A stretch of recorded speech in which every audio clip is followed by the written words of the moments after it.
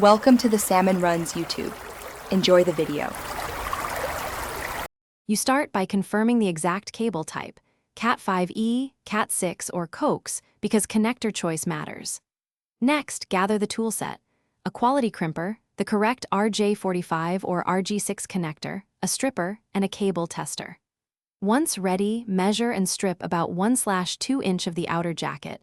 Expose 1/4 inch of the individual conductors while keeping pair twists as long as possible. This reduces crosstalk and ensures solid contact inside the connector.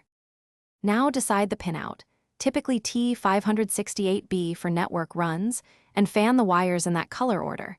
This is why consistency matters for network integrity.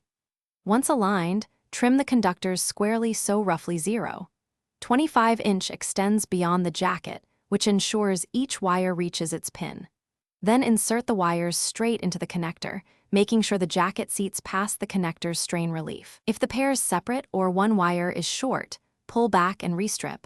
Neat insertion prevents intermittent connections. With wires seated, place the connector in the crimper and squeeze firmly until the ratchet releases. A full crimp secures both pins and the jacket's strain relief. Once crimped, immediately use a cable tester to verify continuity, pair mapping, and absence of shorts. This catches wiring mistakes fast. If the tester fails, restrip about 1/4 inch, confirm the color order and conductor lengths, swap in a new connector, and crimp again. One key tip: intermittent faults often come from a single pin not reaching its contact. Recheck that first. Thanks for watching. Consider subscribing if we helped you.